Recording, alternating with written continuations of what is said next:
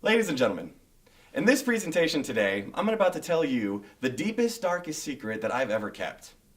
But before I do, I want to tell you something that a lot of people know about me. In the last 2 years, I've undergone a lot of medical situations, including things like Lyme's disease and a minor heart surgery. But through it all, I've really tried to stay a happy and positive person. To see if I did a good job, recently I've texted a lot of my friends and I asked them to describe me in 3 words. I enjoyed the responses that I got back. They said things like hilarious, cheerful, and very, very funny. And that means I did a good job. Because what none of those people know is exactly how hard it has been for me to do everything I can to make it so that they don't say things like depressed, sad, anxious, or even suicidal. My name is Silas Wright, and despite what everybody thinks about me, I have been diagnosed with major depressive disorder and anxiety disorder and lived with it for the last 9 years of my life. I've received treatments in the form of medicine, counseling, and even IV therapy.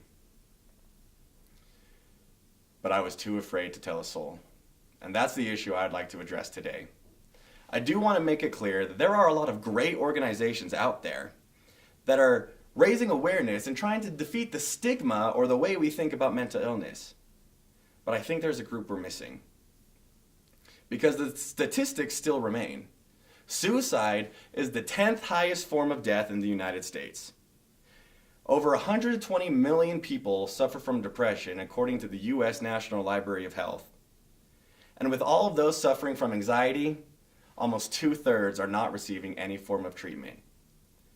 This helped me realize that my issue was not just my issue.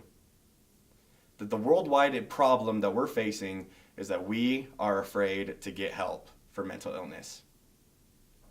Dr. David Sussman has explained that this could be related to the negative stigma or discrimination that could be associated with mental illness.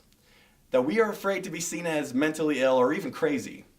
But if I could add to that, what has kept me in the dark for so long is being seen as faking, trying to get attention, or just trying to help myself. But there are solutions to this problem that we can use. The first is to follow the path of these programs that are placed out there and address the general public. Raise awareness for the reality of these issues and ask for your help to help chip away at this wall of fear. Believing and supporting in the reality of mental health will give us the courage we need to seek actual medical treatment for it. But the group that I don't believe is being addressed to enough is those that are suffering currently like me. And we know that there are millions out there. For 9 years, I've stayed in silence because I was too afraid of being seen of helping myself. But in those 9 years, I did nothing to help you.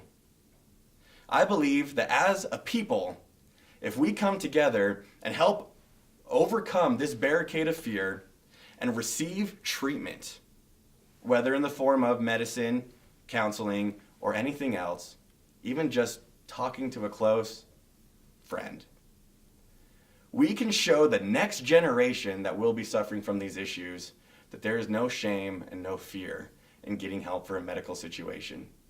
I had no problem receiving treatment for Lyme's disease, but this is what scared me.